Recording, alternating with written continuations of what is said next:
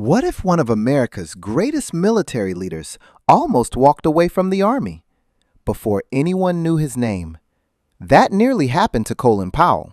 The young man who once questioned his future would eventually become one of the most respected military and government leaders in American history.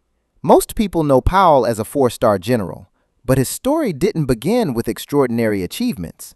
Growing up in New York City as the son of Jamaican immigrants, he described himself as an average student who wasn't sure where life would lead.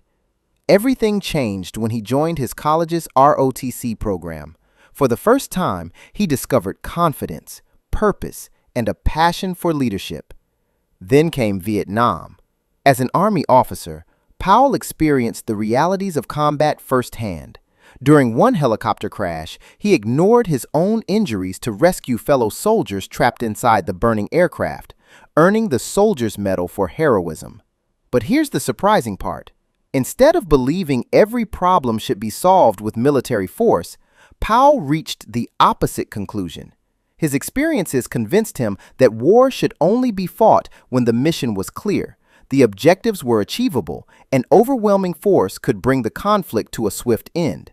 That philosophy later became known as the Powell Doctrine, and that idea would soon shape history.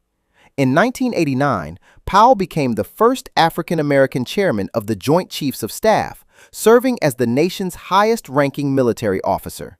Just 2 years later, Iraq invaded Kuwait, leading to Operation Desert Storm. Coalition forces achieved their military objectives in just weeks, and Powell's emphasis on careful planning and decisive action became a model studied by military leaders around the world. But his career was far from over. In 2001, Powell became the first African-American Secretary of State. The decorated general who had prepared for war was now working to prevent conflict through diplomacy. Then came one of the most debated moments of his life.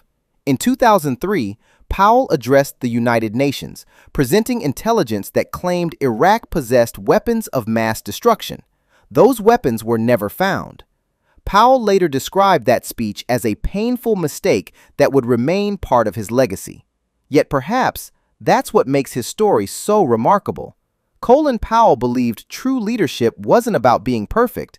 It was about accepting responsibility, learning from failure, staying calm under pressure, and treating every person with respect.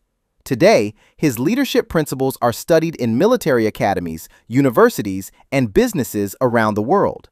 His life reminds us that greatness isn't measured by never making mistakes. It's measured by the courage to learn, to adapt, and to continue serving others. Sometimes, the leaders who leave the biggest mark on history are the ones who never stop growing.